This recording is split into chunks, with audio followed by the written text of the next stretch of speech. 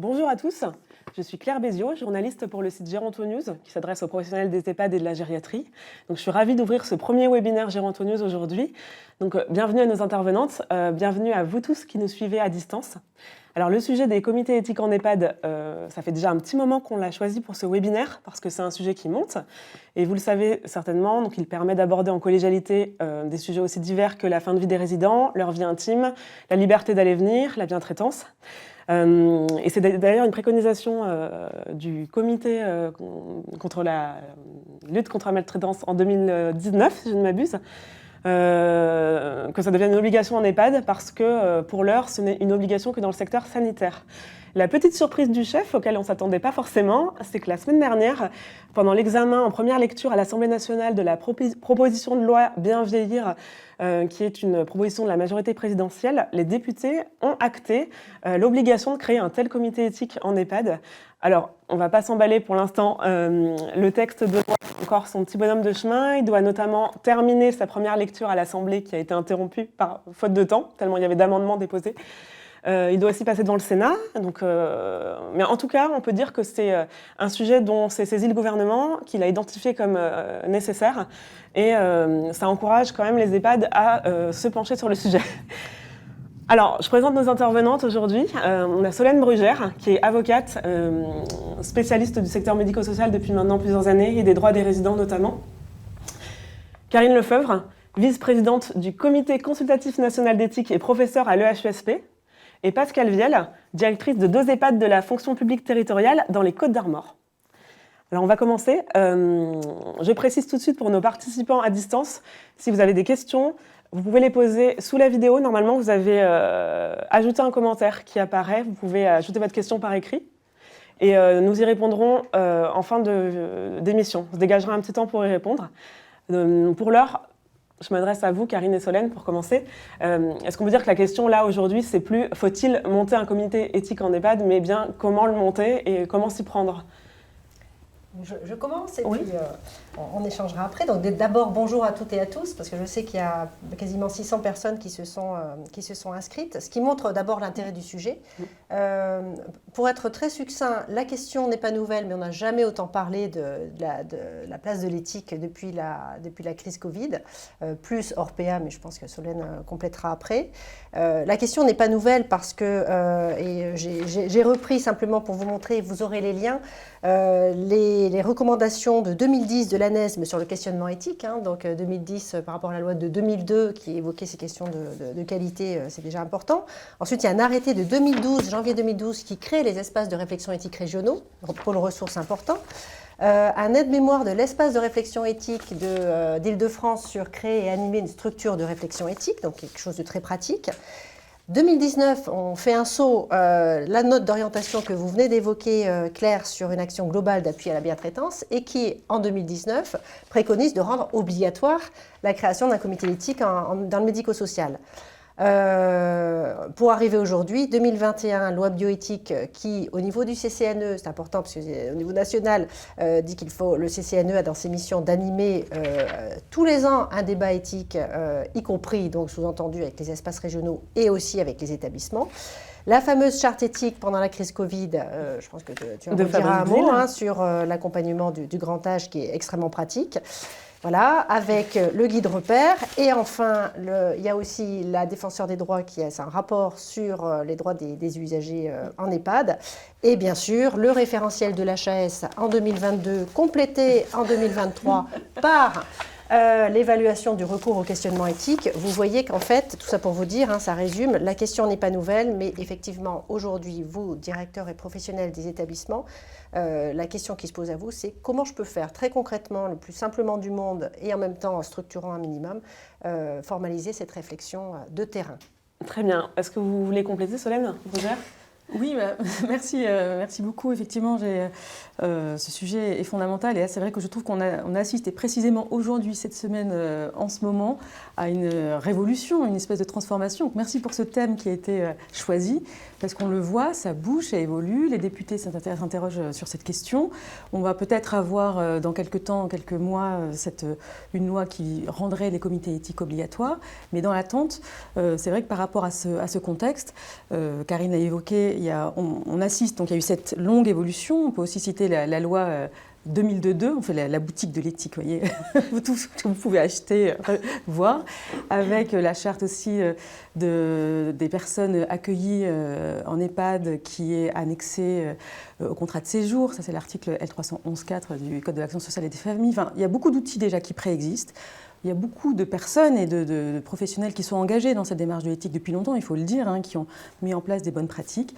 Mais ce qu'on voit là, c'est que depuis le Covid, évidemment, qui a eu un impact considérable sur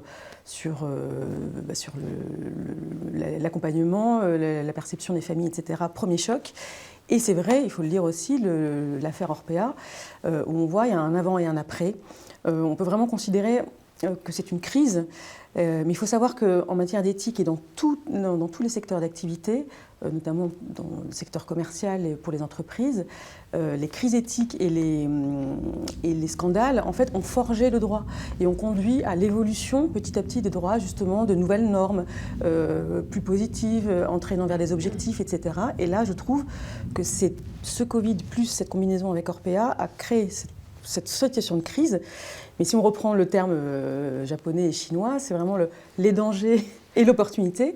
Et là, on voit l'opportunité aujourd'hui, le mouvement qui est en marche, collectif, l'intérêt, comme le nombre de personnes inscrites en atteste, qui est quand même considérable.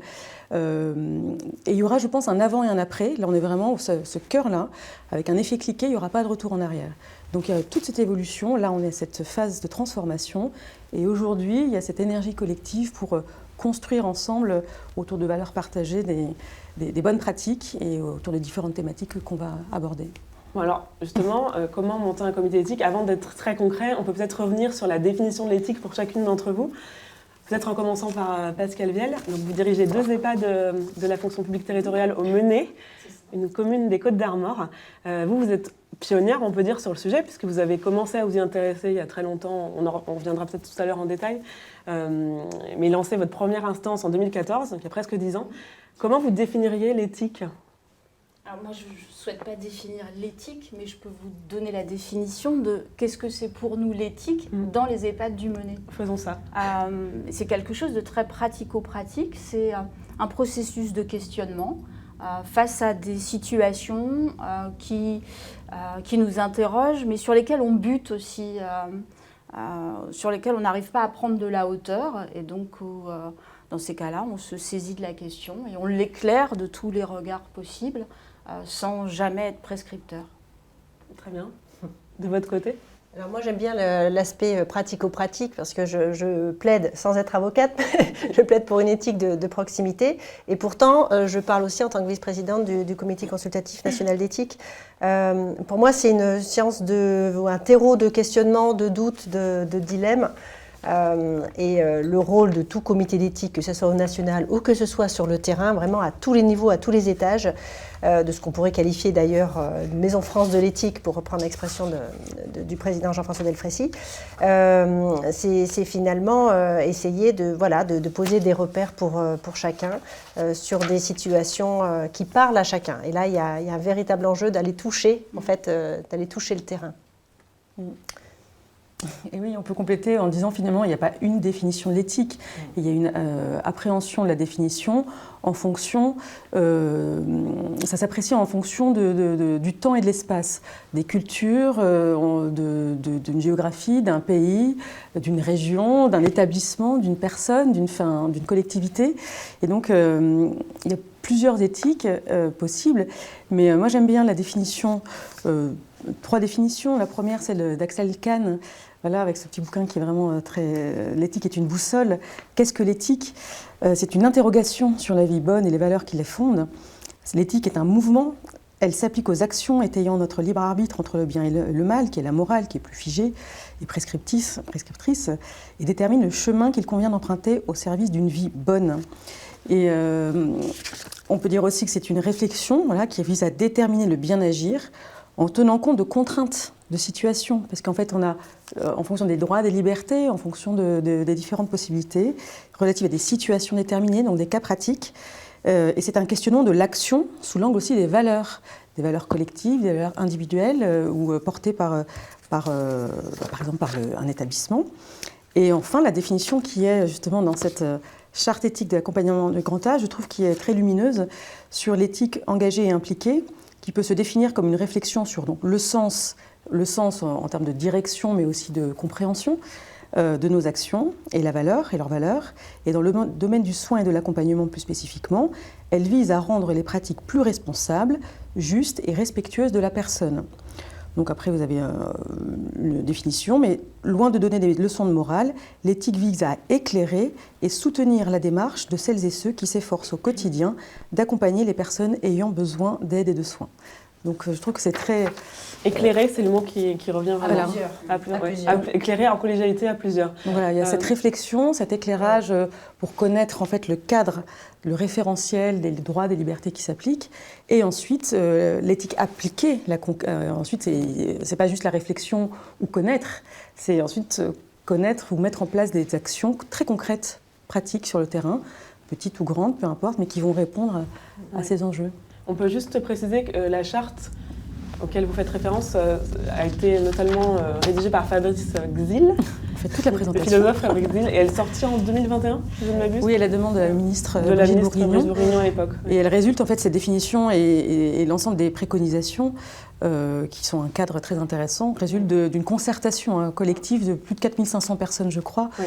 Donc, voilà. Oui, c'était suite à la crise Covid.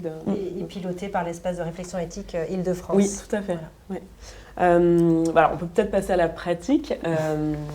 Comment s'y prendre pour monter, alors il n'y a pas une seule réponse, mais pour monter un comité éthique, est-ce qu'il y a d'abord des prérequis, voilà, des choses auxquelles il faut penser absolument, un cadre voilà.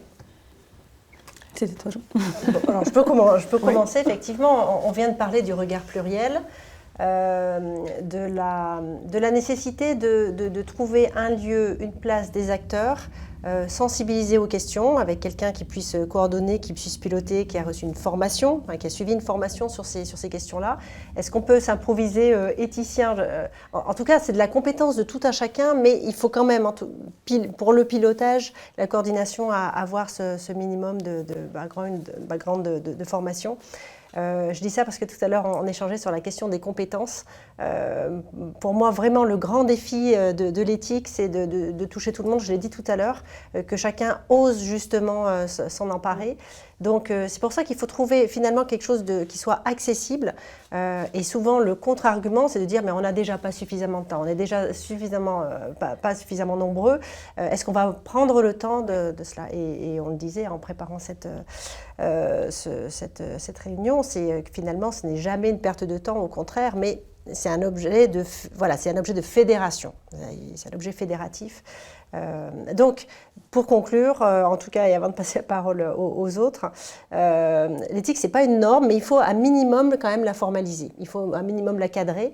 Donc là, nous sommes deux juristes, donc voilà, il faut la cadrer sans que ce soit trop contraignant, mais il faut un cadre minimum parce que sinon, on la fait entre deux portes, ce qui est déjà de l'éthique, voilà, mais c'est une forme un petit peu particulière. Mais voilà, il faut quand même structurer un petit peu les choses pour la rendre visible et puis qu'on puisse lui donner plus de chances qu'elle s'implémente et qu'elle se diffuse. Au niveau du cadre, pour être plus concret. Oui, avant de revenir sur la question fondamentale de prendre le temps ou des thématiques ou de méthodologie, dans les prérequis, j'ai envie de citer Johnny, je crois que c'est l'envie. On se attendait pas trop. Mais c'est la liberté, voilà. Non, mais dans la mesure où il n'y a pas de cadre pour l'instant imposé, normatif, donnant injonction avec un guide pratique de faire selon telle ou telle modalité, en fait, justement, ce cadre, c'est quand même la liberté, ce qui est quand même extraordinaire, mais dans le cadre, justement, de référentiels ou de réflexes, sur le contenu, qu'est-ce qu'on y met, quels sont les sujets qu'on va y traiter, et ensuite sur l'impulsion qui va être entreprise en interne. C'est souvent une ou deux personnes ou plusieurs qui ont envie justement de se mettre en marche. Après, il faut aussi rappeler que là, on a toutes les configurations possibles actuellement. Je ne sais pas, il n'y a pas eu encore de cartographie qui ont été mises en place. Ça serait intéressant d'avoir une photographie de ce qui existe aujourd'hui dans tous les EHPAD de France, entre le public, le commercial, l'associatif, etc. Ce qu'on constate sur le retour terrain, c'est qu'il y a des établissements pour qui c'est une évidence, ça existe déjà depuis très longtemps, et Pascal va en parler. Mais il y en a d'autres pour lesquels c'est en friche, c'est une émergence, et il y a tout à faire. Donc c'est pour ça qu'il y a au départ une impulsion, des personnes qui peuvent prendre un peu le rôle de référente éthique pour mettre en place, qui vont d'abord se former préalablement au regard de ce qui existe déjà, des travaux du CCNE, des travaux des espaces régionaux. Il faut aussi rappeler le triple niveau qui existe actuellement, c'est-à-dire qu'il y a le niveau national supervisé par le CCNE qui fait un travail remarquable, avec plein de fiches pratiques sur les thématiques. Il y a aussi des initiatives régionales qui ont été créées, qui permettent aussi d'avoir cette réflexion collective sur le territoire. Et ensuite, il y a des comités interétablissements ou des comités juste mono-établissements. Donc, en fait, tout est possible. Mais après, il y a effectivement un cadre à suivre, un fil conducteur qui, là, va être universel, qui va s'appliquer pour tous les types de comités qui peuvent prendre différentes formes. Ça peut être un comité de pilotage, établir une fréquence... Enfin, quel est le rôle du directeur d'EHPAD là-dedans ? Est-ce qu'il doit se saisir du sujet en nommant lui-même un référent, en disant voilà, on aura 3 réunions par an sur le sujet, ou ça peut vraiment être au fil de l'eau Comment structurer ça, justement ? Moi, je pense qu'il faut que ça soit co-construit, Oui. en incluant d'ailleurs les représentants d'usagers. Vraiment, donc là, les questions de démocratie en santé et d'éthique se rejoignent à nouveau. Alors, quand on parle de modèle universel, c'est le principe de réfléchir à l'éthique dans tous les établissements, mais il faut tenir compte de la taille de l'établissement, des ressources, de ce qu'il y a aussi au niveau du territoire.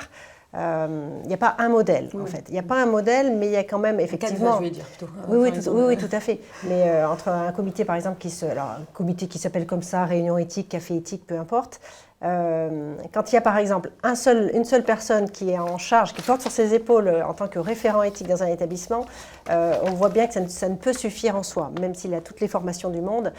Donc il y a cet enjeu de structuration.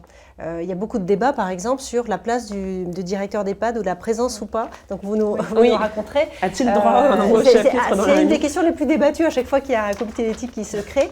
Là aussi, ça dépend en fait des établissements. Souvent on dit que le directeur peut être là, mais pas forcément tout le temps. Mais ça a des avantages et des inconvénients qu'il soit là. Peut-être qu'il peut, entre guillemets, je prends mes précautions, sachant le public qui est en face, brider ou en tout cas la parole ou la freiner, ou au contraire légitimer, aussi donner toute son importance à l'existence de ce comité. Donc tout va être discuté en fait. C'est peut-être une des premières préconisations lors de la création d'un comité. Ça ne faut pas se précipiter, il faut bien réfléchir pour poser des bonnes bases. Ouais. À quelle fréquence se réunir, qui intervient dans le comité Voilà. Je pense qu'on va avoir le temps de déployer toutes ces... Mais effectivement, en fait, tout va se construire selon le type d'établissement. C'est vrai que, donc c'est pour ça qu'il n'y a pas une réponse universelle, et ce qui nécessite juste, finalement, la première étape, une sorte d'audit ou d'état des lieux, de photographie de ce qui existe, comment est-ce qu'on traite les sujets, ou quel est le niveau de connaissance, de formation des équipes. Moi, ce que j'ai constaté, c'est qu'il y a quand même, on demande à des équipes de respecter les droits fondamentaux, les droits et les libertés, mais ils n'ont jamais eu une seule seconde de formation, finalement, sur ces droits et libertés au cours de leur cursus, ce qui est quand même incroyable. Ils n'ont pas forcément toujours bien connaissance des contenus des chartes, des contenus des documents qui existent. Et donc, c'est peut-être s'interroger sur l'existant. Quelles sont les difficultés rencontrées ? Je pense que la méthodologie aussi de retour d'expérience qui est utilisée dans le sanitaire est très utile pour la gestion des risques, c'est-à-dire est-ce qu'on a reçu des difficultés ? Enfin, on part du terrain, c'est toujours du terrain, toujours. On fait le bilan ces dernières années, ces derniers mois. Est-ce qu'on a rencontré différentes difficultés ? De quel type, de quelle nature ? Leur fréquence ? C'est un peu l'idée d'une cartographie des risques, un peu leur criticité. Est-ce que c'était grave ou pas, etc. Est-ce qu'on constate là qu'il y a quand même peut-être un manque, un besoin incomblé pour répondre à une question qui se pose, pour laquelle on n'a pas forcément la bonne réponse ?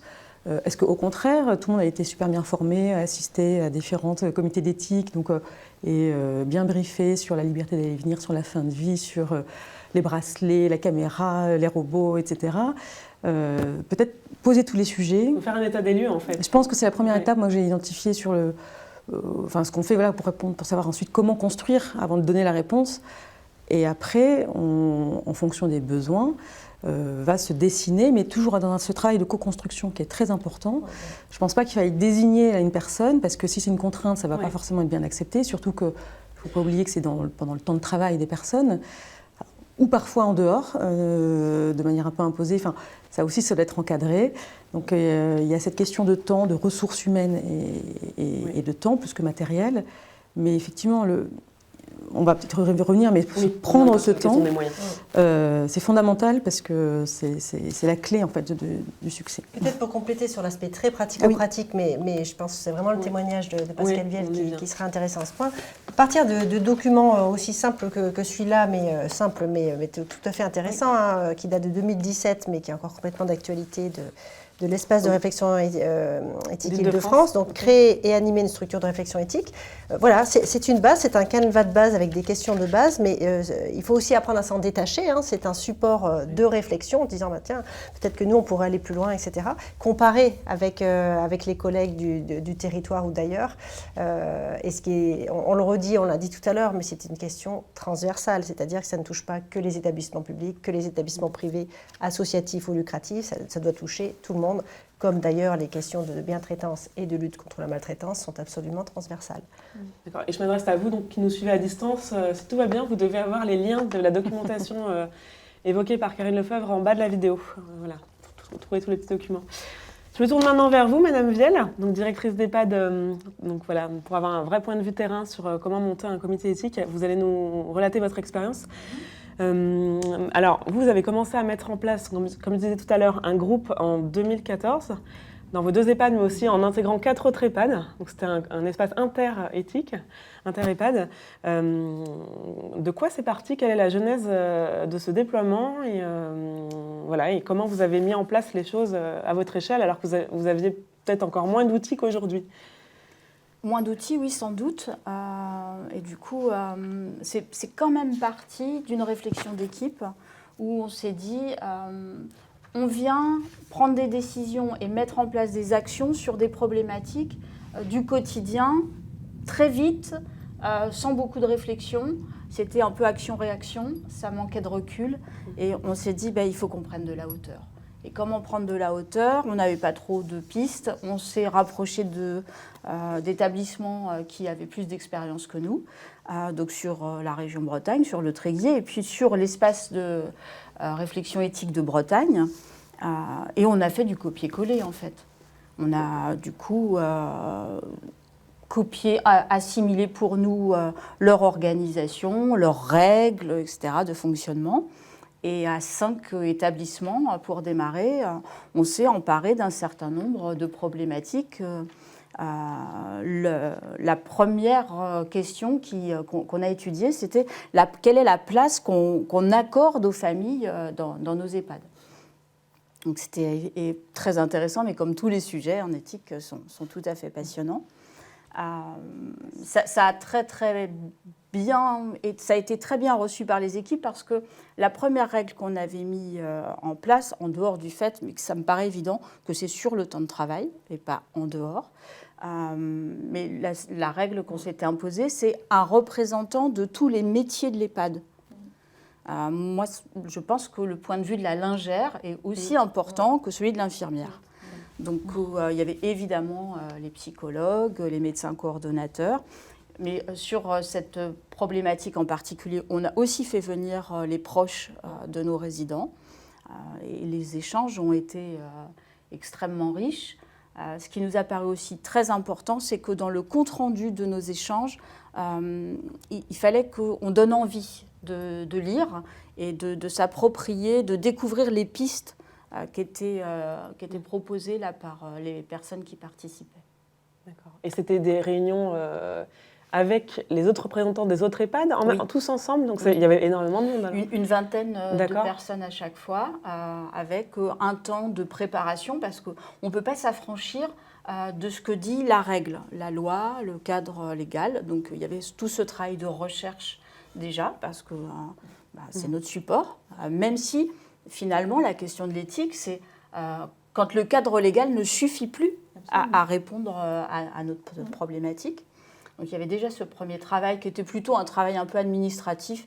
Alors je dois dire que c'est un peu les directeurs qui s'y collaient, d'aller collecter l'info et la réglementation. Et puis ensuite, c'était tous les professionnels des EHPAD qui partageaient. Donc chaque représentant de métier comme C'est ça, c'est ça. Et vous aviez Sur plusieurs séances. Vous aviez défini justement combien des fréquences par an ou des choses Non, comme ça en fait, ce qui nous paraissait important, c'était de relever une problématique qui émanait des transmissions. Les équipes se rencontrent à minima une fois par jour entre l'équipe du matin et l'équipe d'après-midi.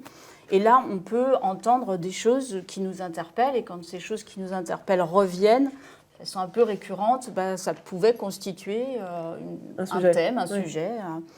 Et on saisissait du coup l'espace de réflexion éthique. D'accord. Donc il n'y avait pas vraiment de fréquence, c'était quand un sujet émanait. Et outre la place des familles, quels autres sujets avaient été... On a abordé un sujet qui nous a pris beaucoup de temps sur la politesse. Est-ce que la politesse, c'est... moi, j'entendais souvent aux transmissions une aide-soignante qui disait Madame Rose, elle nous dit jamais merci, elle n'est pas aimable, etc. Du coup, c'était intéressant de se dire est-ce que l'équipe a les mêmes contraintes, obligations, devoirs que le résident ? Est-ce que la politesse, c'est la même chose pour tout le monde ? Est-ce qu'il y a une conception identique de la politesse pour tout le monde ?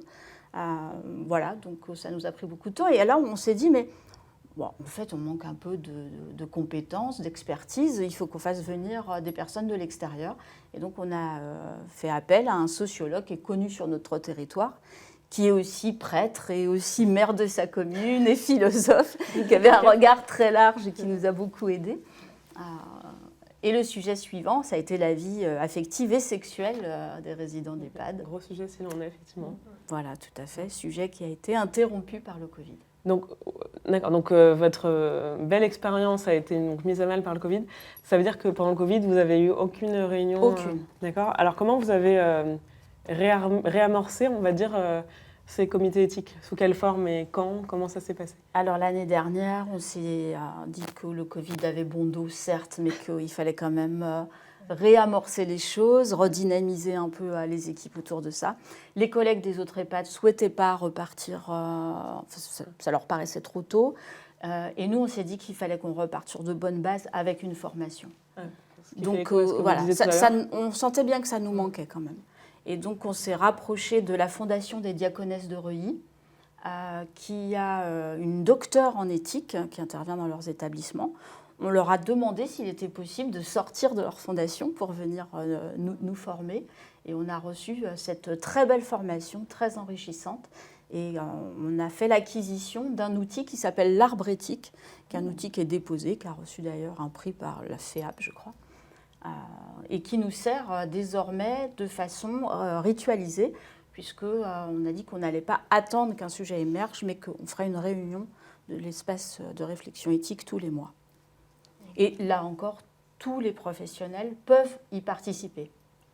Il est piloté par ceux qui ont été formés. Donc, qui a été formé exactement dans vos EHPAD ? 2 psychologues, 2 aides-soignantes, 2 agents qui sont un peu polyvalents, qui font de l'entretien, voilà. Et puis moi. Et est-ce que tout votre personnel a quand même été sensibilisé à défaut de former ? Ouais. Donc la docteure en éthique a sensibilisé tout le monde ? Non, pas encore. Non, pas encore. On renouvellera cette action, mais ça en vient aussi aborder la question des moyens. Ouais.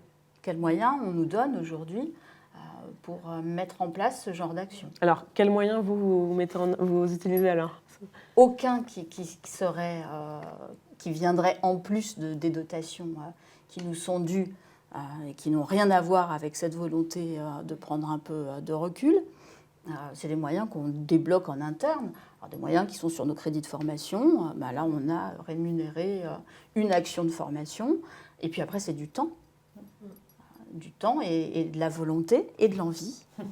Alors, est-ce que vous avez un référent, justement en parlant de temps, un professionnel qui est référent éthique et qui doit se dégager du temps? Non. Comment vous fonctionnez à ce Les niveau-là? référents éthiques sont ceux qui ont été formés. D'accord. Donc, ce que vous disiez tout à l'heure, de psychologues. Oui.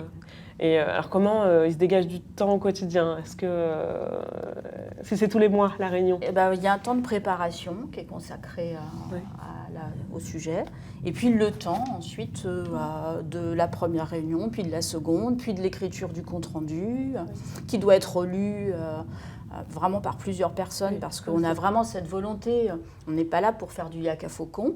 On est là pour dire, peut-être qu'on peut voir la problématique sous cet angle, et puis sous celui-là aussi. Et puis on constate qu'il y a des gens qui pensent l'inverse précisément, et voilà.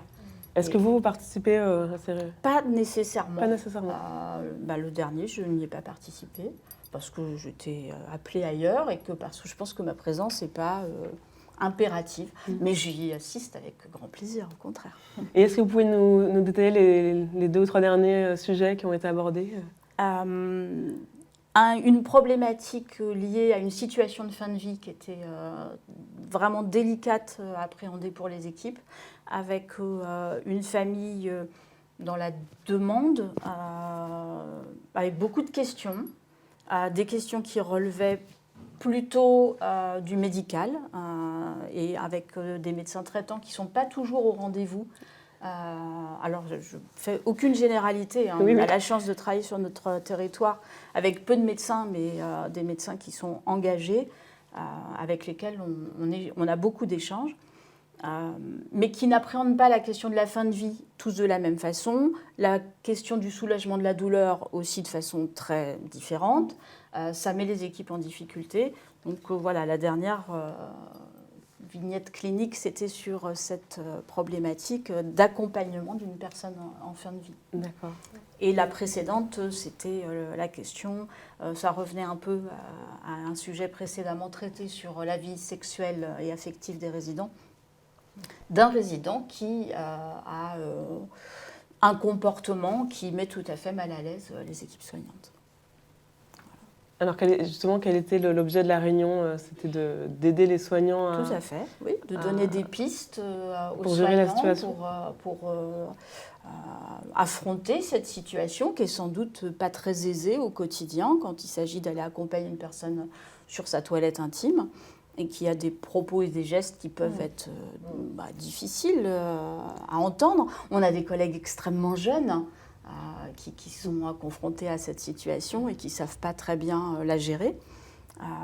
Il n'est pas question là, de trouver des pistes pour que le monsieur arrête ce comportement, parce que ça, c'est pas difficile, on n'a pas besoin du comité éthique pour ça.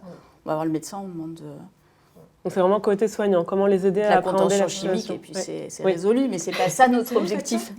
Ça, c'est un vrai sujet, parce que là, on parle d'agression sexuelle, il faut aussi protéger les équipes. Non, mais Ah c'est oui, un vrai tout à sujet. fait. Alors, Il ne faut pas minimiser, pour Non, le coup. Alors, les atteintes, c'est la Pas du bienveillance tout. est bien traitée, ça doit être des deux Notre côtés. sujet, ça a été de dire ce qui n'est pas Il y a beaucoup acceptable dans le d'agressions métro sexuelles, ou ouais. dans la rue, Ouais. ça ne doit pas non plus être accepté. Il n'y a pas des abus aussi dans l'EHPAD. dans les deux Avec un sens. risque majoré pour les personnes Voilà. vulnérables. Mais après, il faut tenir compte aussi de l'état et des compétences cognitives restantes du résident, de sa désorientation notamment. Tout à l'heure, vous parlez de la formation des différents membres. Est-ce que vous avez aussi invité les représentants des familles ou des représentants d'usagers, Pas membres du sur cette action de CVS formation. Puisque si on co-construit, il y a aussi cet Oui, enjeu-là de formation. c'est vrai, On avance là-dessus, c'est tout à fait intéressant. Et dans le même ordre d'idée, est-ce que les comptes rendus sont envoyés aux représentants des familles ou ça n'a pas du tout vocation à l'être? Alors, pas pour l'instant. Ça n'a pas été notre choix, là, immédiat, alors que ça avait été notre choix précédemment. Donc, peut-être que là, on a besoin de se réinterroger. Notamment sur les croisements entre le Conseil de vie sociale et puis Oui. peut-être la présence d'un Alors, ou deux membres on l'évoque effectivement CVS, au CVS, mais on n'a pas fait le choix de diffuser les comptes rendus. Parce que le CVS pourrait faire l'objet d'un webinaire entièrement d'ailleurs. complètement. C'est un sujet. Et est-ce que vous avez l'impression, depuis que vous avez relancé ces comités éthiques, donc plutôt depuis 2022, est-ce que vous évaluez leur impact sur les équipes ou est-ce que vous avez l'impression que ça leur fait du bien, mais est-ce que vous avez mis en place une évaluation précise et cadrée? Non, absolument pas. C'est la prochaine étape. On a fait le constat que ça nous manquait. Comme toute action, si on ne l'évalue pas, elle perd de son sens. Mais là, c'est quand même tout frais. On avait besoin de... on s'était dit, on va traiter quand même 2-3 sujets, puis après, on va mettre en place une évaluation. C'est tout l'enjeu en fait des deux publications de la Haute Autorité en Santé. La première sur le référentiel d'évaluation et le deuxième sur l'évaluation du recours au questionnement éthique où effectivement il parle à la fois de l'identification des problématiques, le déploiement des questions, l'enseignement des problématiques identifiées, le questionnement éthique au cœur des pratiques, c'est-à-dire comment à chaque fois ce sont des questions qui peuvent être posées par les experts qui viennent, ou dans le cadre des inspections de contrôle par ailleurs, des experts dans le cadre de la certification, l'accès aux ressources externes, et puis le cinquième point, ce sont les représentants des usagers parties prenantes. Donc on revient bien, moi je l'aurais mis presque en premier, mais c'est vraiment un élément clé. Et sur les ressources de l'espace de réflexion éthique régionale, vraiment tournez-vous vers ces espaces. Et pendant la crise Covid, c'était intéressant, tout à l'heure vous disiez que pendant la crise finalement vous étiez arrêté. Or, il y a des comités d'éthique qui ont continué de se réunir à distance, en visio. Et assez curieusement, j'ai testé, alors qu'on se disait, bon, ça ne va pas être pareil. Et bien, il y avait beaucoup plus de monde autour de l'écran. Et il y a eu des discussions tout à fait riches et intéressantes. Et pendant la crise Covid, les espaces de réflexion éthique, vous citez l'espace breton que je connais bien, mais il y en a beaucoup d'autres qui ont travaillé aussi ainsi. Ils ont créé dans chaque département des cellules de veille pour faire remonter justement les problématiques de terrain. Donc on voit bien qu'il y a une sorte d'architecture de la réflexion éthique, pour revenir sur la méthode, qui est en train de se déployer. C'est vraiment une des leçons très très intéressantes à constater en post-Covid. On va aborder les espaces éthiques régionaux et la question des moyens un peu plus largement juste après. Mais j'avais une dernière question tout de suite à laquelle je pense pour Pascal Vielle, qui est face aux directeurs qui nous écoutent, aux professionnels de gériatrie qui nous écoutent, est-ce que vous auriez, maintenant que vous avez une longue expérience des comités éthiques, des points d'alerte, des écueils contre lesquels vous avez vous-même vous êtes heurté, des petits conseils pour éviter ces premiers écueils de mise en place, comme la formation Alors, a posteriori, oui. Puisqu'on s'est déjà lancé sans formation, le fait de relancer l'espace de réflexion éthique avec une formation, ça change absolument tout. On se sent davantage outillé. On a posé davantage de cadres aussi, ça c'est important. Et puis peut-être que l'écueil qu'on a rencontré, nous, c'est cette espèce de désaffection de nos collègues du territoire, mais parce que les autres n'étaient pas impliqués. Oui, il y avait peut-être moins d'envie. Ça se passait tout le temps chez nous, ça nécessitait que leurs professionnels se déplacent, etc. Peut-être qu'on a mis aussi des freins dans l'organisation. Je ne sais pas bien l'analyser.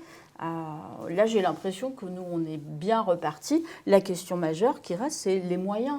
Oui, est-ce que la prochaine réunion de l'espace de réflexion éthique, est-ce qu'elle ne sera pas annulée parce qu'il manque du personnel pour X ou X raisons, puisqu'on le fait sur les moyens dont on dispose et qui sont, ce que tout le monde connaît, largement insuffisants. Que ce soit des moyens humains, de temps dégagé, financiers, etc.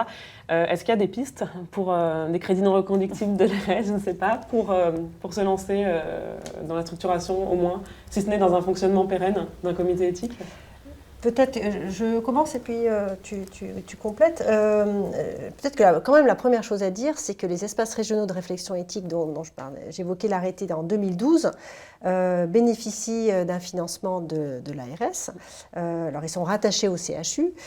Donc ça implique que chaque CHU accorde bien, octroie bien les fonds dédiés à l'espace régional. Donc il y en a vraiment un par région, pour être très clair ? Oui, tout à fait, y compris dans les dom-toms. Alors il y en a qui fonctionnent plus ou plus ou moins bien, mais globalement, vraiment, il y a eu des vraies avancées. Donc, leur rôle à ces RR, c'est d'assurer l'animation, la diffusion de la réflexion éthique. Donc, ils organisent des journées à titre gratuit, pour le coup, pour inscription gratuite, mais eux, ils sont financés par l'ARS. Donc, il y a des financements pour... voilà. Donc, à charge vraiment aux établissements de se rapprocher de ces espaces pour pouvoir inscrire leurs professionnels à ces journées, mais aussi pour faire venir des représentants de l'espace de réflexion éthique, pour les accompagner en termes de conseils. Ils ne vont pas pouvoir suivre tous les établissements, mais c'est une vraie ressource, ça c'est clair.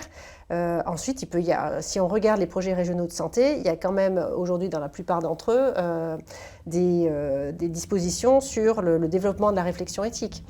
Donc ça veut dire que derrière, outre le financement de ces espaces régionaux, on peut aussi espérer qu'il y ait des priorités et de l'argent qui soit débloqué sur quelques actions. Et c'est toujours la même chose, les actions innovantes, les premiers qui les déposent seront peut-être sans doute les premiers servis. Donc c'est un appel à la créativité et à l'innovation sur ce champ-là. Nous sommes dans une bonne phase sur ces questions. Même si, bien sûr, on le sait tous, les questions de moyens sont très complexes. Après, si ça passe dans la loi, peut-être qu'il y a, peut-on espérer, des moyens qui seraient dégagés. Mais vous-même, vous me disiez tout à l'heure qu'il n'y avait pas un seul référent dans votre EHPAD, comme s'il n'est plus là ou si le professionnel part, il y a toujours d'autres possibilités de se réappuyer sur certains professionnels. Oui, ça, je pense que c'est un atout. Ouais. Et puis, je pense qu'il faudra qu'on multiplie les actions de formation, de façon déjà à avoir davantage de professionnels formés, mais aussi de l'ouvrir aux usagers et aux proches. Ah oui, oui, complètement. Alors, je voudrais revenir aussi sur les moyens qui font écho à ce qu'on disait juste avant par rapport aux moyens et à la méthodologie. Ça va aussi dépendre justement de ces ressources, de ces moyens internes. Parce que là, dans la fiche pratique qu'on avait faite avec Delphine Dupré-Lévesque, on avait proposé... Qui a été publiée sur Géant News. Voilà, à l'origine vous avez de ce une fiche webinaire. pratique, voilà. Oui, on pourra vous envoyer si vous le souhaitez. Effectivement, on avait proposé justement une méthodologie, par exemple, avec une réunion tous les 2 mois sur des thématiques définies en concertation. Alors, pour compléter ce que je disais, soit ça vient effectivement ce que Pascal disait, du terrain de difficulté, ou alors on prend les grands sujets, les droits fondamentaux, on part des points de repère qui existent, des référentiels, qui sont les droits dans les chartes, qui sont les droits qui ont été rappelés par le défenseur des droits, par exemple, comme prioritaires et absolus, qui sont finalement un peu toujours les mêmes, la liberté d'aller et venir, la sexualité, la fin de vie, la non-discrimination, la dignité, la maltraitance, avec toutes ces composantes physiques, psychiques, sexuelles, négligence active ou passive. Enfin, il y a tout est très défini. Le vol aussi, ça c'est des sujets, moi j'ai pu le voir dans le cadre de conseils. Il faut absolument agir quand on sait, par exemple, qu'un membre de l'équipe peut dépouiller des résidents. Je l'ai vu et l'EHPAD n'a pas répondu. Et ça, j'en étais vraiment désœuvrée et désolée parce que je trouve vraiment que là, il y avait un sujet de dire non, stop, c'est une tolérance zéro sur certains comportements. Et donc, par rapport à certaines thématiques identifiées, ou le harcèlement, ou effectivement ces violences et autres, qu'est-ce qu'on fait? Donc on prend le droit, en fait, voilà, on fait une espèce d'aller-retour entre les droits et les libertés qui existent, ou des situations très concrètes, par exemple, par rapport à une envie justement de peut-être limiter le comportement de certaines personnes ou errantes, etc. Est-ce que c'est la bonne idée d'aller poser de manière systématique un bracelet de géolocalisation? Oui, non. Il faut s'interroger sur le contexte et puis et le cas pratique. Je pense aussi, parce qu'on avait travaillé avec Fabrice Xil justement sur ces questions, mais qui restent toujours d'actualité, donc 2019-2023, ce sont les mêmes enjeux. Les caméras de surveillance, on entend encore aujourd'hui des personnes qui disent « Tiens, c'est la bonne idée, je vais mettre une caméra dans la chambre des résidentes et résidents ». Oui ou non, voilà.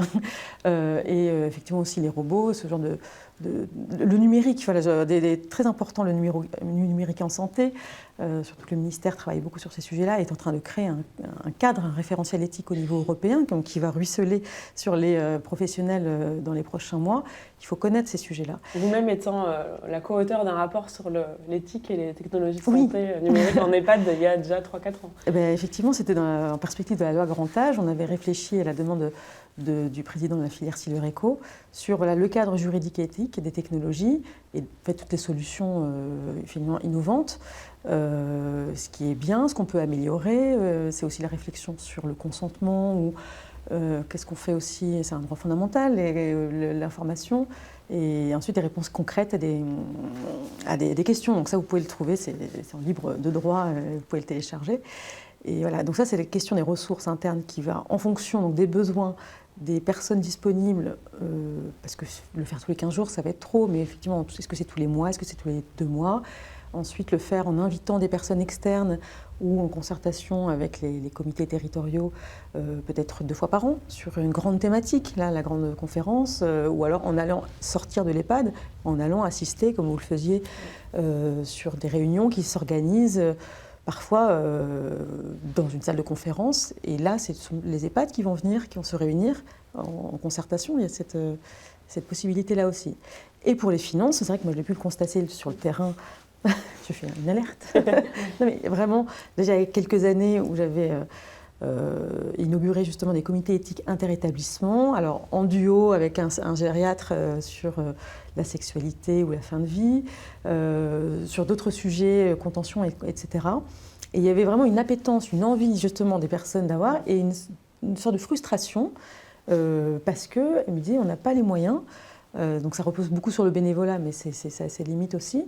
Donc la vraie question, c'est là, est-ce qu'on va passer une étape s'il y a des formations obligatoires? Moi, je prône pour un socle de formation commun, un minimum justement de droit, une espèce de parcours sur l'essentiel de ce qu'on doit connaître quand on est au contact d'une personne vulnérable, qui pourrait être intégré dans les formations continues, qui soit réitéré comme ça régulièrement.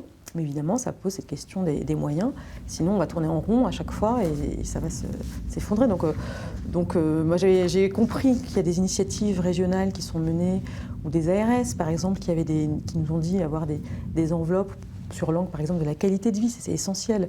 Prendre soin aussi des équipes pour qu'elles puissent prendre soin des personnes.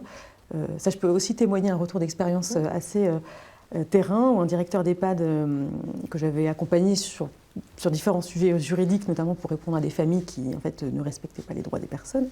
Bref, et un jour, je lui ai proposé de faire un atelier autour de cette question voilà, de qualité de vie, de gestion du stress des professionnels, des équipes, avec une experte de la méditation qui en a fait 40 000 heures et qui a aussi été cobaye de l'INSERM. Donc c'était tout à fait conventionnel ou scientifiquement prouvé sur les bienfaits. Et puis alors, ils ont vu arriver la lama bouddhiste et l'avocate.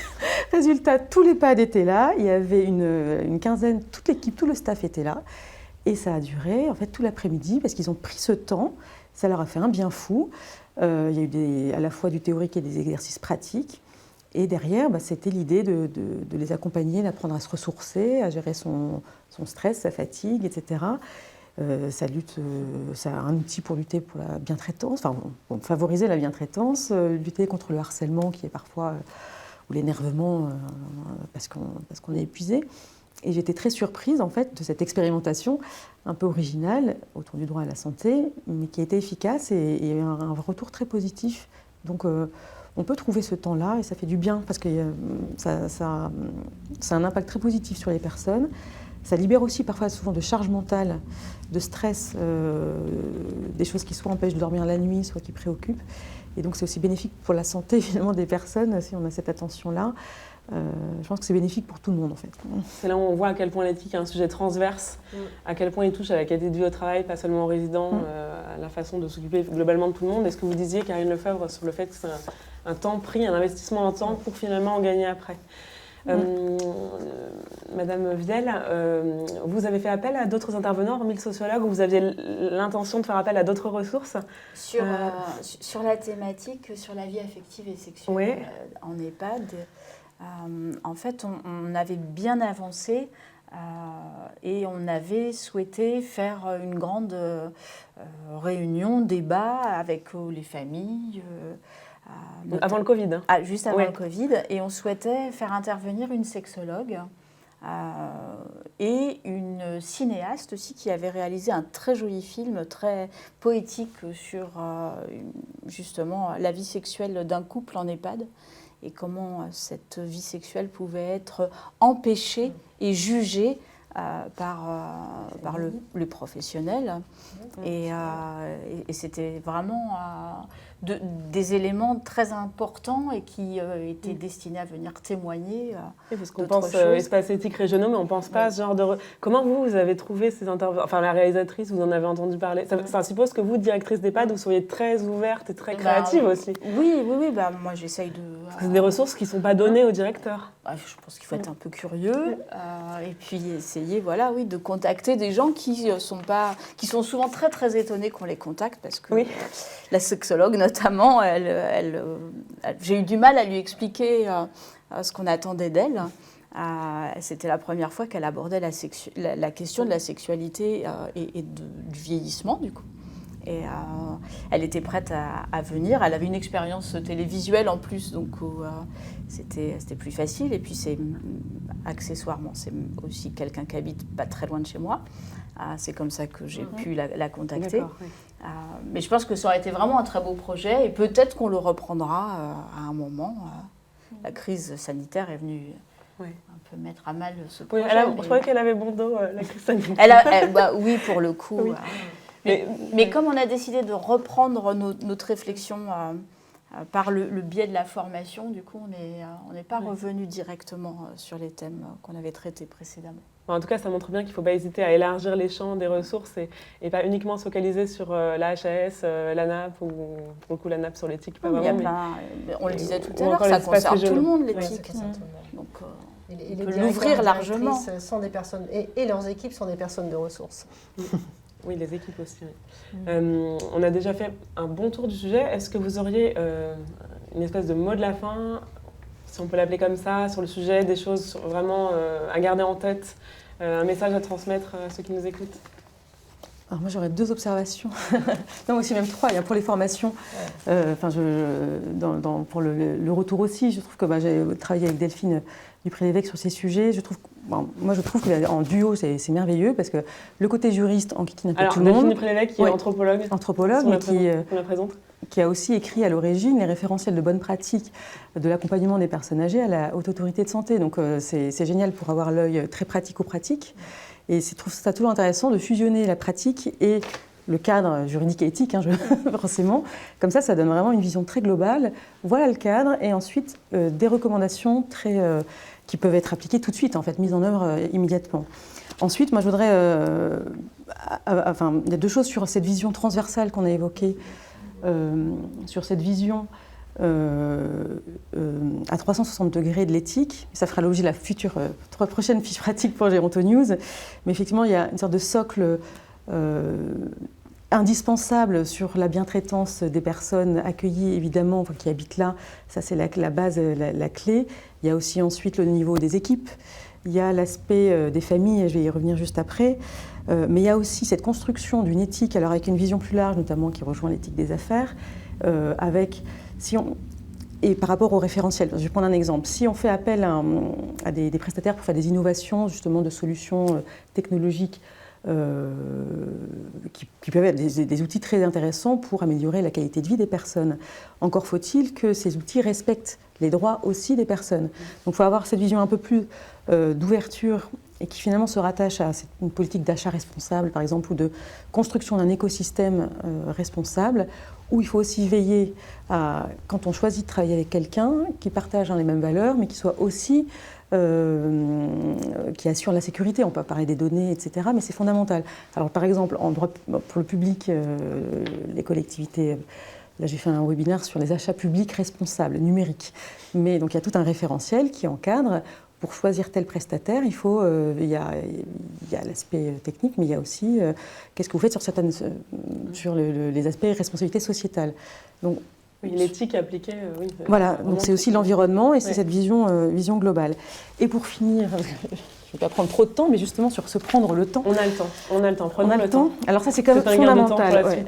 Oui, je pense que ça, j'ai identifié, là j'ai vu une décision du tribunal administratif de Châlons en Champagne qui m'a vraiment beaucoup interpellée. Elle date du 25 octobre 2022. Pour les personnes intéressées, je pourrais vous transmettre le commentaire. Très important, parce que ça a été rendu dans le cadre du milieu hospitalier.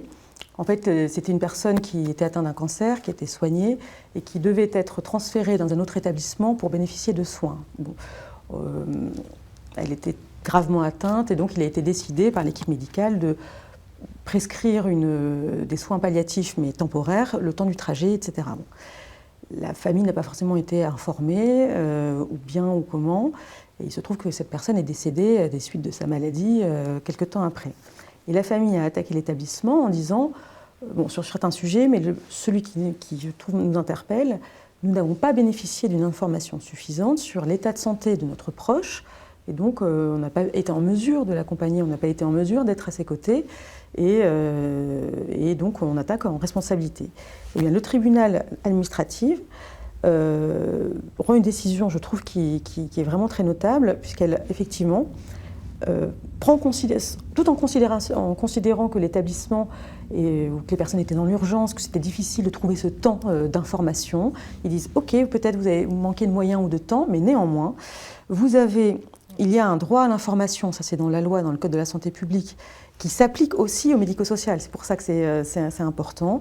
Un droit à l'information des proches qu'il fallait respecter, tant sur la forme, donc la teneur de l'information, que la modalité, le fond et la forme, mais ça consacre aussi l'existence d'un droit au soutien au profit du patient et de ses proches, en dépit des contraintes pesant sur le service public hospitalier reconnu par la juridiction.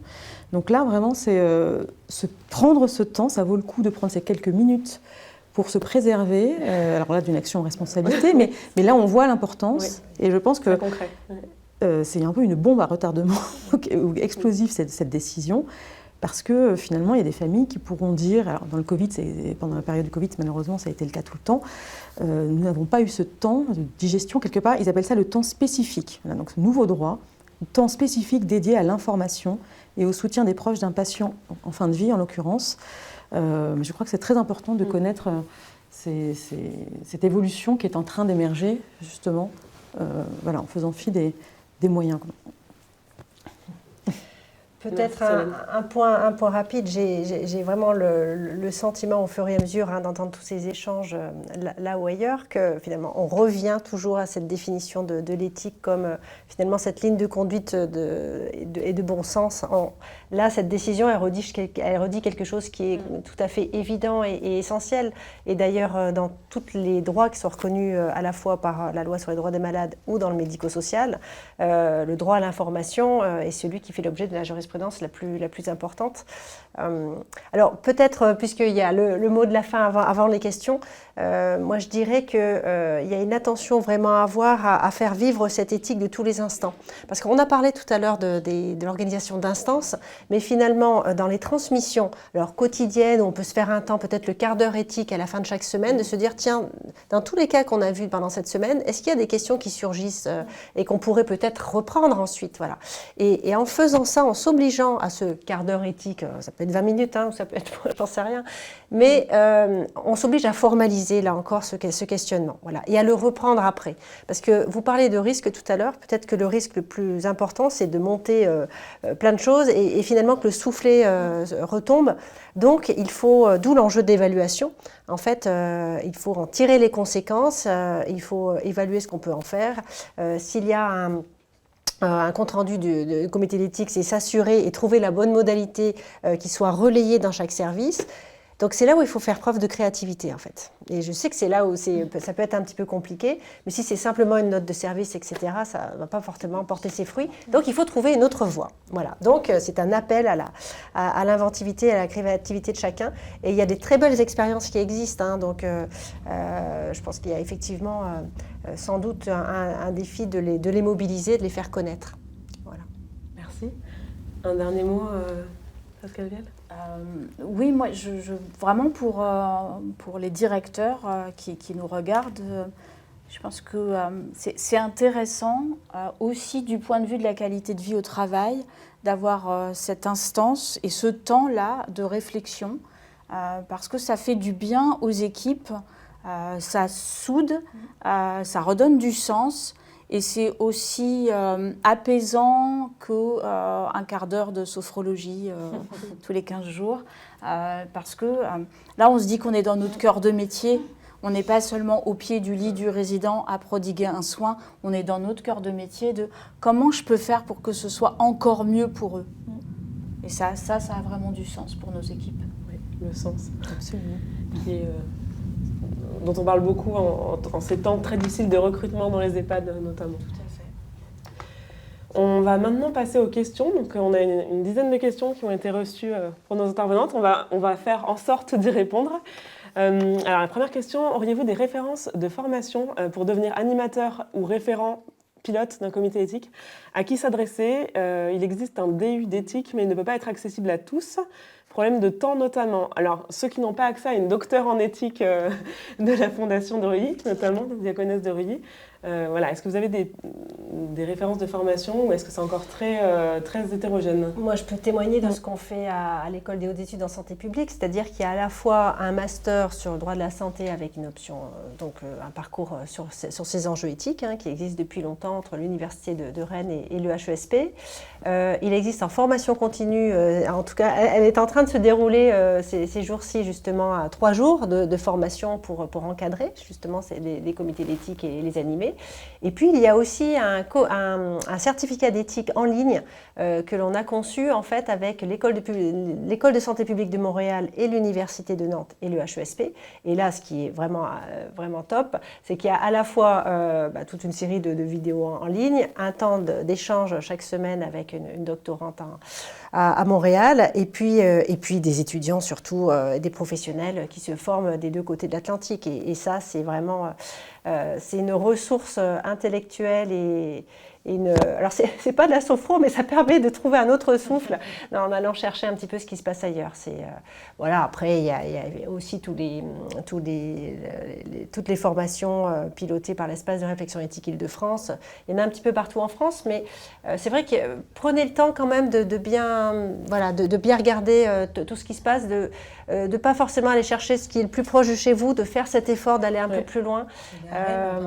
Rennes ou ailleurs, mais c'est vrai que c'est un investissement, donc plus les formations dont on parlait tout à l'heure, des espaces régionaux. Oui, qui font des formations. Il y aura peut-être aussi encore une fois en rapport avec l'évolution de la loi, peut-être des formes, vu que c'est un sujet quand même qui monte, des formations qui sont amenées à se créer.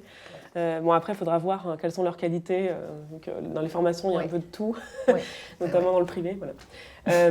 Deuxième question, donc avec les contraintes de temps des salariés de l'EHPAD dont on a déjà parlé, est-ce que vous validez, alors le mot était peut-être un peu fort, mais est-ce que c'est une bonne idée de mettre en place en réunion pluridisciplinaire hebdomadaire un point éthique pour créer une acculturation et aider les salariés à prendre du recul sur ces questions? À l'unanimité, oui.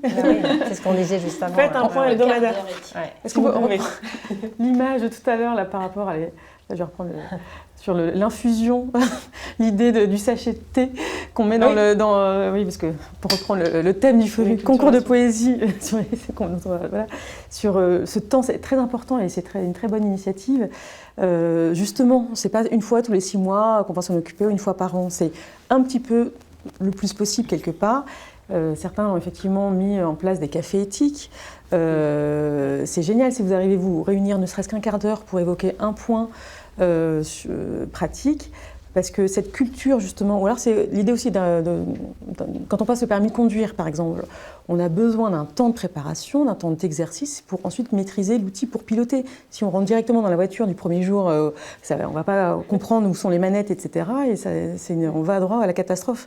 Et je trouve que cette idée de préparation et d'infusion, ou alors comme un poulet rôti, tous ces exemples de reine de la métaphore. Oui, parce que c'est important justement, pour que ça soit bien infusé, les saveurs et les herbes, il faut arroser régulièrement, etc., prendre ce temps-là, sinon ça sera tout sec et pas bon.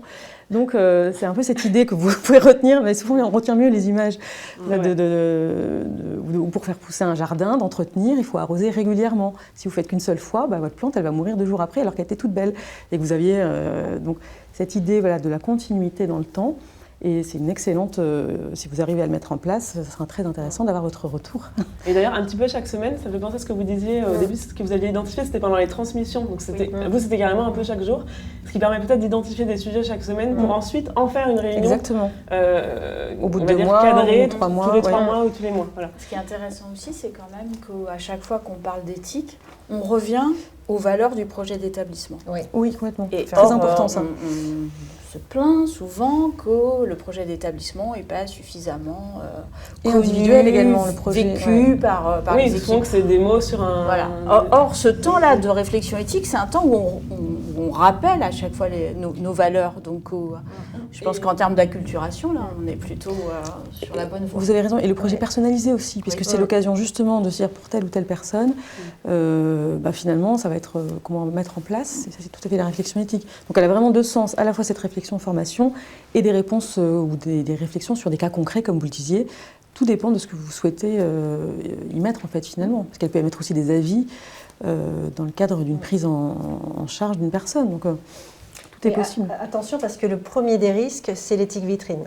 Voilà, je coche la case. Oui. En plus, la chaise, dans son dernier référentiel le demande. Plus peut-être la proposition de loi qui aboutira. Oui. Bon. Donc, en fait, à vous de démontrer le fond. Voilà, c'est sincère. parce que tout est éthique. Tout est éthique. Je citais lors des 40 ans du CCNE l'anecdote. J'anime une table ronde sur partager la réflexion éthique. Je passe la semaine précédente devant une bijouterie éthique. Voilà, tout est éthique. Oui. Voilà. Donc, qu'est-ce qui fait le sens de l'éthique dans l'accompagnement? Alors, par contre, il faut le valoriser. Si vous faites des actions, vous, je m'adresse aux gens qu'on ne voit pas mais qui nous écoutent, si vous poussez plus loin, justement, si vous ouvrez les fenêtres et les portes sur ce chemin-là, valorisez. Et c'est peut-être le moment aussi de demander des financements supplémentaires pour des actions particulières. Voilà. Et il y a des établissements qui ne valorisent pas suffisamment ce qu'ils font de bien. Voilà. Et pour le coup, ils peuvent demander des financements. On parlait de l'ARS tout à l'heure, mais aussi au département. Ça rentre aussi. Je crois qu'il faut dans le pousser champ, toutes les portes, les fondations. Essayer toutes les portes. Voilà. Le mécénat aussi, on en parle. Oui. Pour cette question, vous avez des choses à ajouter Donc, en tout cas, beaucoup de réponses sur cette question d'en parler de manière hebdomadaire. Une autre question, comment intégrer les résidents aux réflexions d'un comité d'éthique? Donc ça va peut-être rejoindre un peu le CVS, mais effectivement, comment formaliser ça? La HAS pousse en ce sens, mais comment faire en pratique?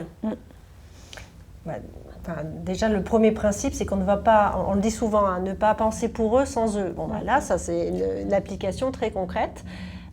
Et finalement, quand on travaille sur toutes les déclinaisons de la démocratie en santé, de l'expression sous toutes ses formes, on va s'apercevoir que les résidents, ils peuvent réfléchir à ces questionnements. Alors, ils peuvent être accompagnés, ils peuvent les exprimer tout seuls, mais c'est vrai que ça peut être dans le cadre d'une animation, ça peut être de façon formelle, informelle, en préparant un CVS, en préparant la réunion du comité d'éthique, en faisant une réunion institutionnelle et en les conviant.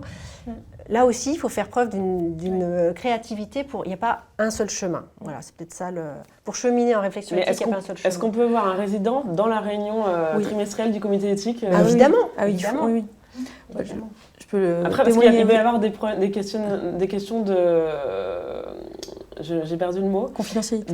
Non, pas d'anonymat, mais de confidentialité, merci. On anonymise les situations. Ouais. Mais c'est là où justement il y a aussi dans ces degrés qu'on peut mettre les comités ou les espaces de réflexion juste pour les professionnels, les équipes, et puis l'ouverture aussi aux familles, aux résidents. J'ai aussi vu moi, deux choses.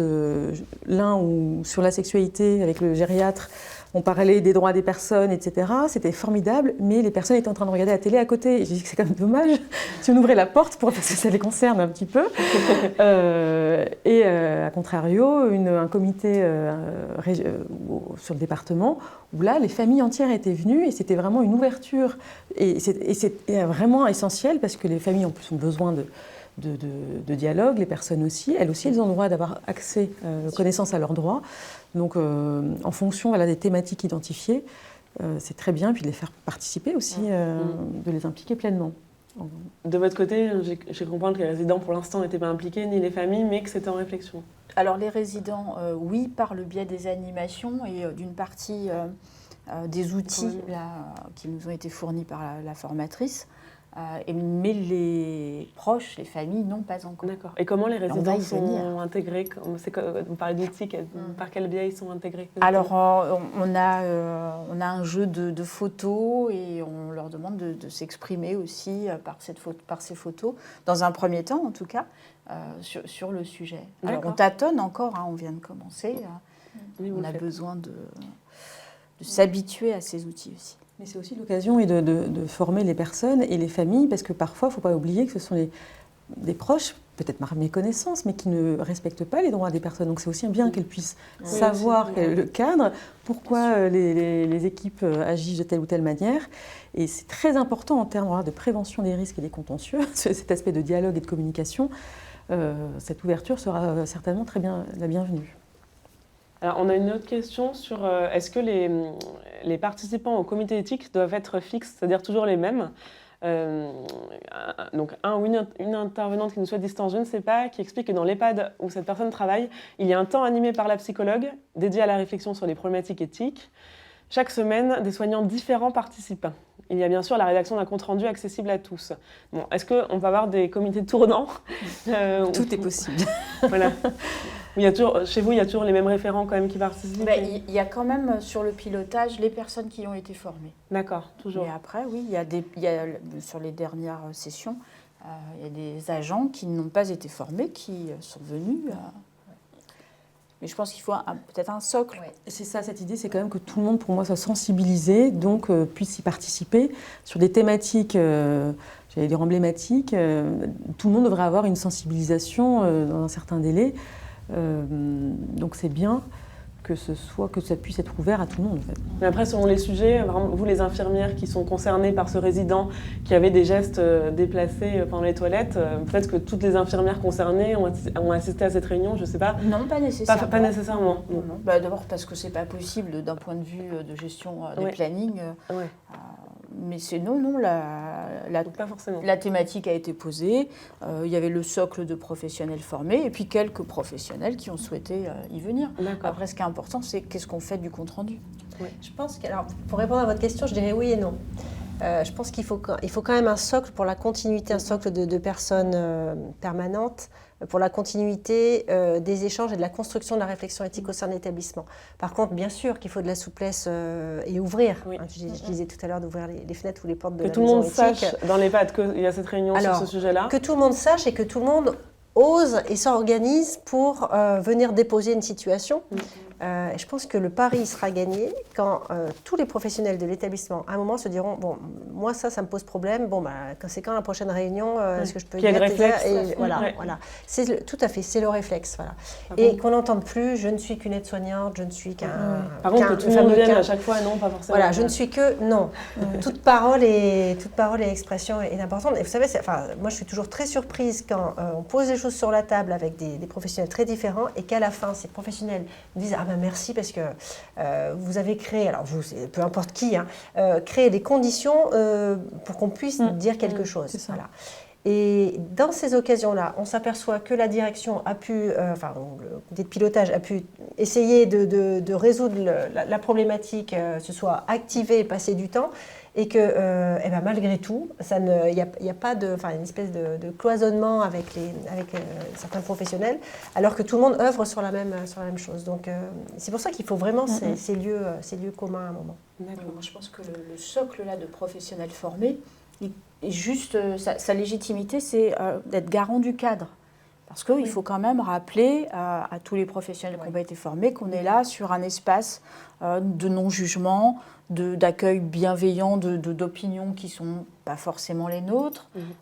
Et c'est en ça que ce socle a sa raison d'être. Mais après, comme je disais tout à l'heure, moi, je pense que l'avis de la lingère est aussi pertinent que celui de la psychologue, du médecin co. C'est juste une autre façon de voir les choses, à un autre temps, dans un autre échange. C'est les personnes au quotidien qui appliquent l'éthique. C'est le sourire, c'est la bienveillance, c'est la main posée, c'est exactement, c'est l'incarnation de l'éthique. Alors, on a une autre question dont on a déjà en partie donné la réponse tout à l'heure. Qu'en est-il du secret professionnel si les membres du comité ne sont pas des professionnels de santé? Donc, l'anonymisation, c'est quelque chose qui peut être pratiqué très facilement. On met des noms fantaisistes, mais Madame Clémentine.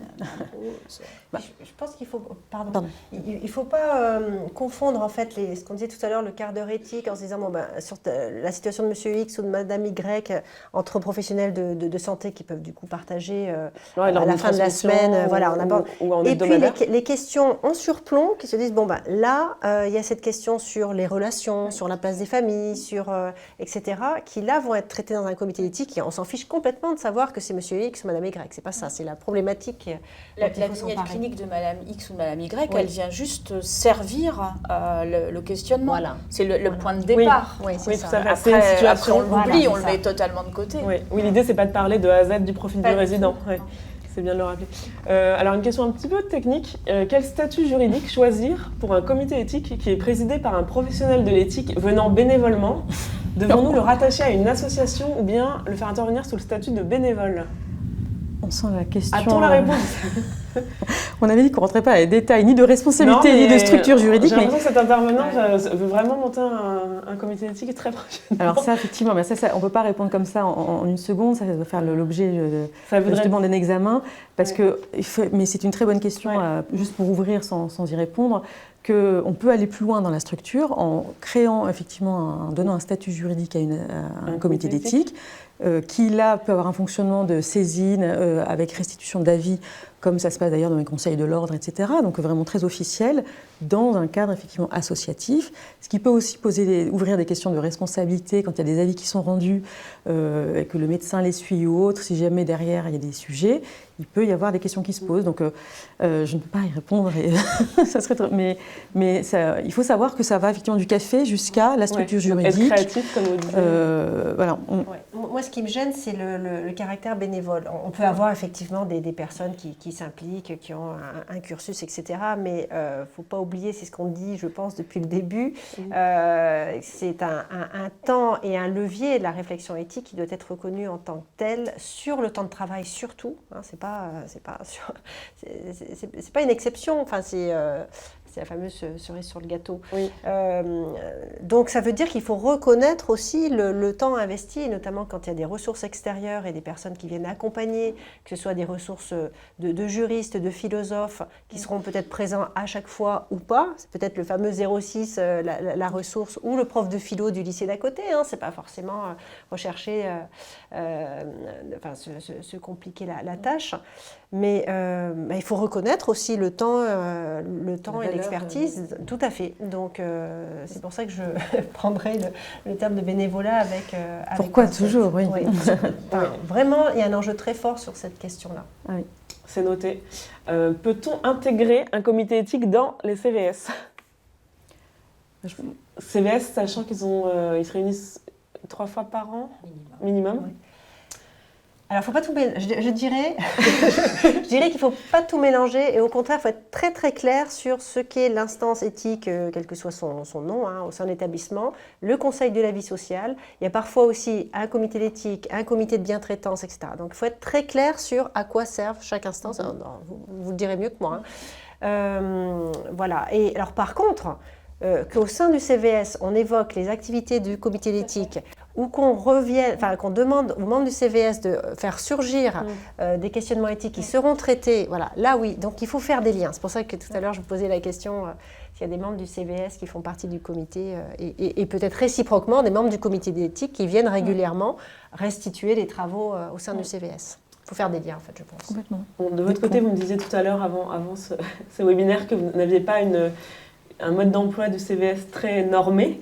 Mais comment une structure très souple du CVS, puisque du fait du changement aussi des résidents, aujourd'hui les résidents arrivent de plus en plus âgés dans nos structures, restent de fait de moins en moins longtemps, et donc il y a un turnover important au CVS.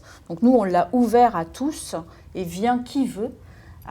Donc ça nous laisse quand même aussi la liberté, en tout cas il va falloir qu'on la prenne, d'aller partager les réflexions, de l'espace de réflexion éthique dans ce CVS. Et pourquoi pas, oui aussi, on ne le fait pas, mais ça me paraît une ouverture importante, solliciter les membres du Conseil de la vie sociale pour rapporter des problématiques dont ils aimeraient qu'on s'empare en tout cas. D'accord. Alors, on a une autre question. Quelle est la référence du livre sur l'éthique cité par Solène Brugère, Axel Kahn? Oui, l'éthique est une boussole. Alors, voilà. En chemin vers une vie bonne, aux éditions Marabout, on fait toutes les présentations, je pense que la boutique, mais ça ne parle pas que du médico-social, hein, mais c'est intéressant justement d'avoir... L'éthique, c'est aussi dans des réflexions dans tous les secteurs, donc c'est bien aussi de s'ouvrir encore plus pour revenir après au champ purement médico-social et accompagnement des personnes dans les EHPAD. Je m'adresse à la régie. Pourrions-nous avoir les questions sur notre écran, s'il vous plaît ? Elles ont disparu. Je crois qu'on a été à la question 7 ou 8. Ah oui, c'est la 8. Alors, ne serait-il pas utile de faire un comité extramuros ville, par exemple, pour inclure toutes les réflexions éthiques avec professionnels, citoyens, CCAS, conseils départementaux, etc. etc. Alors ça, tu parlais, Solène, du niveau tout à l'heure régional. Oui, des 3 niveaux éthiques, le national, le régional et des établissements, où effectivement, ce peuvent être des établissements entre eux qui se réunissent. Moi, je trouve aussi qu'il faut l'ouvrir. Là, l'expérience que j'avais, c'était des établissements publics, mais pourquoi pas mêler sur des grandes journées tous les secteurs, en fait, et ceux qui peuvent financer, financent, et puis ceux qui ne peuvent pas en profitent en quelque part dans une sorte de roue vertueuse. Mais je trouve que c'est une excellente idée sur un échelon local d'ouvrir sur des... Alors, c'est plus le côté formation sur des enjeux qui réunirait tout le monde, et les citoyens, citoyennes aussi, de proches. Tout est possible et je trouve que c'est une excellente initiative. Voilà, on peut tout créer.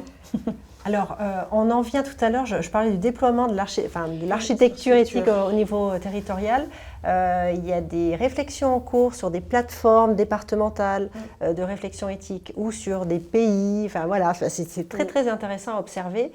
Mais alors ça, c'est vraiment le côté très positif. Donc après, il y a une question d'articulation entre le niveau régional, le niveau départemental. Ça n'a rien de refaire à chaque fois tous la même chose. Donc vraiment, c'est un appel à travailler ensemble.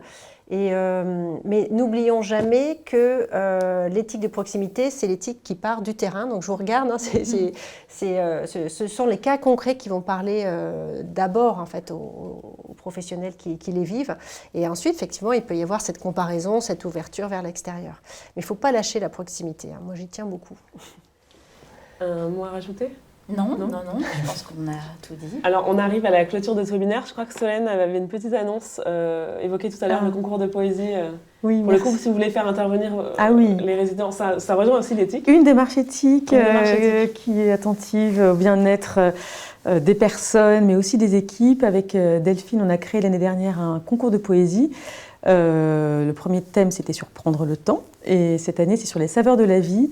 Alors là, les délais, on a reporté jusqu'au 11 mai, mais j'espère qu'on va continuer parce qu'il y a les vacances un peu compliquées. Mais il y a tout sur le site Stop à l'isolement. Si vous mettez poésie, vous aurez le concours 2023.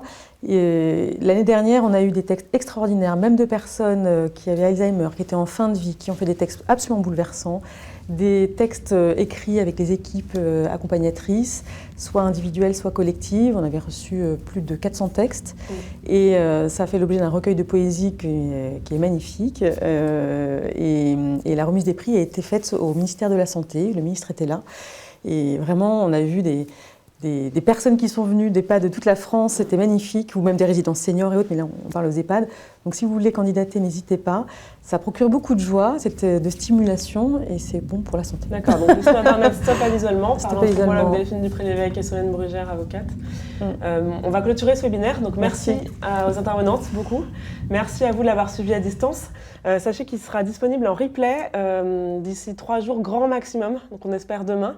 Et voilà, le webinaire fera aussi l'objet d'une synthèse écrite sur le site de Géronto News pour garder en mémoire tous ces échanges très pertinents et très constructifs. En tout cas, on espère que ça vous aura aidé à mettre en place ou à continuer de mettre en place un comité éthique. Voilà. Merci beaucoup. Merci Claire.